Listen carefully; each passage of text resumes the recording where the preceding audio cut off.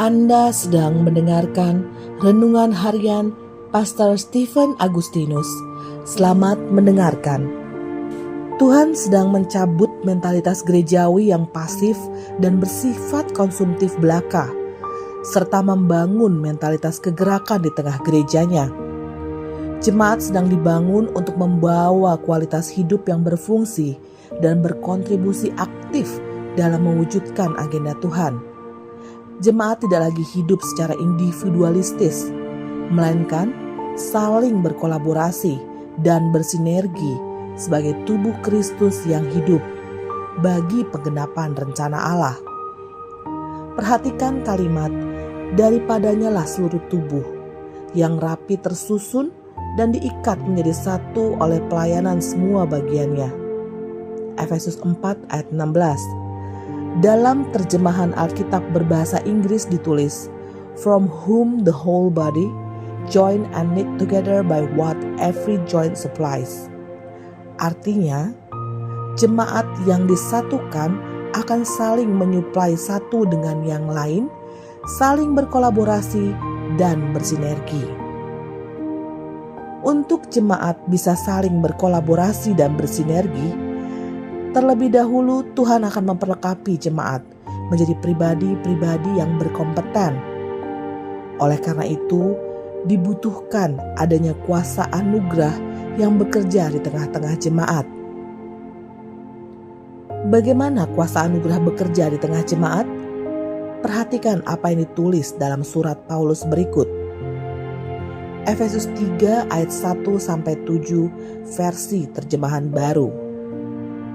Itulah sebabnya aku ini, Paulus, orang yang dipenjarakan karena Kristus Yesus untuk kamu orang-orang yang tidak mengenal Allah. Memang kamu telah mendengar tentang tugas penyelenggaraan kasih karunia Allah yang dipercayakan kepadaku karena kamu, yaitu bagaimana rahasianya dinyatakan kepadaku dengan wahyu, seperti yang kutulis di atas dengan singkat. Apabila kamu membacanya, kamu dapat mengetahui daripadanya pengertianku akan rahasia Kristus yang pada zaman angkatan-angkatan dahulu tidak diberitakan kepada anak-anak manusia, tetapi yang sekarang dinyatakan di dalam roh kepada rasul-rasul dan nabi-nabinya yang kudus, yaitu bahwa orang-orang bukan Yahudi karena berita Injil turut menjadi ahli-ahli waris dan anggota-anggota tubuh dan peserta dalam janji yang diberitakan dalam Kristus Yesus. Dari Injil itu aku telah memberi pelayannya menurut pemberian kasih karunia Allah yang dianugerahkan kepadaku sesuai dengan pengerjaan kuasanya.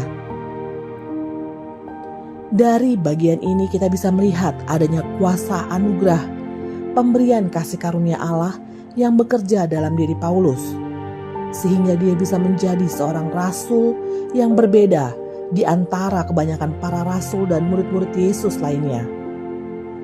Paulus menerima anugerah untuk memberitakan Injil bukan hanya pada golongan orang-orang Yahudi, melainkan bagi orang-orang bukan Yahudi, hal yang sukar untuk dilakukan murid atau rasul yang lain. Yang pertama, kuasa anugerah akan bekerja dalam hidup kita yang mencari dan menangkap isi hati Tuhan. Anugerah adalah kemampuan ilahi, di mana Tuhan akan memberi anugerah untuk memampukan kita melakukan apa yang secara manusiawi tidak bisa kita lakukan. Tapi perhatikan, alasan Tuhan memberi kita kasih karunia atau anugerah bukan untuk kepentingan diri sendiri, melainkan untuk kepentingan banyak orang. Seperti yang menjadi perkataan Paulus berikut, itulah sebabnya aku ini, Paulus, orang yang dipenjarakan karena Kristus Yesus untuk kamu, orang-orang yang tidak mengenal Allah. Memang kamu telah mendengar tentang tugas penyelenggaraan kasih karunia Allah yang dipercayakan kepadaku karena kamu. Karena inilah isi hati Tuhan yang senantiasa berbicara tentang orang-orang, kota-kota, dan bangsa-bangsa. Ketika hati kita tertuju pada pengenapan isi hati Tuhan, maka pasti kuasa anugerah akan bekerja di dalam hidup kita. 2 Tawarik 1 ayat 7-12 versi terjemahan baru. Pada malam itu juga Allah menampakkan diri kepada Salomo dan berfirman kepadanya, "Mintalah apa yang hendak kuberikan kepadamu." Berkatalah Salomo kepada Allah, "Engkaulah yang telah menunjukkan kasih setiamu yang besar kepada Daud, ayahku, dan telah mengangkat aku menjadi raja menggantikan dia. Maka sekarang, ya Tuhan Allah, tunjukkanlah keteguhan janjimu kepada Daud ayahku, sebab engkaulah yang telah mengangkat aku menjadi raja atas suatu bangsa yang banyaknya seperti debu tanah. Berilah sekarang kepadaku hikmat dan pengertian, supaya aku dapat keluar dan masuk sebagai pemimpin bangsa ini. Sebab siapakah yang dapat menghakimi umatmu yang besar ini?" Berfirmanlah Allah kepada Salomo, "Oleh karena itu yang kau ingini, dan kau tidak meminta kekayaan, harta benda, kemuliaan, atau nyawa pembencimu, dan juga tidak meminta umur panjang, tetapi sebaliknya engkau meminta kebijaksanaan dan pengertian untuk dapat menghakimi umatku, yang atasnya aku telah merajakan engkau, maka kebijaksanaan dan pengertian itu diberikan kepadamu. Selain itu aku berikan kepadamu kekayaan, harta benda dan kemuliaan, sebagaimana belum pernah ada pada raja-raja sebelum engkau, dan tidak akan ada pada raja-raja sesudah engkau." Salomo tahu apa yang menjadi isi hati Tuhan oleh keterhubungannya dengan ayahnya Daud. Karenanya ia tidak meminta kekayaan, harta benda, kemuliaan, umur panjang, ataupun nyawa dari musuh-musuhnya, seperti yang dicari dan diminta oleh kebanyakan orang. Melainkan ia meminta hikmat dan pengertian untuk bisa memimpin bangsa Israel. Inilah yang menarik hati Tuhan, jadi berkenan atas Salomo dan memberkati dia dengan segala kebijaksanaan dan pengertian, serta melimpahi dia segala kekayaan, harta benda dan kemuliaan.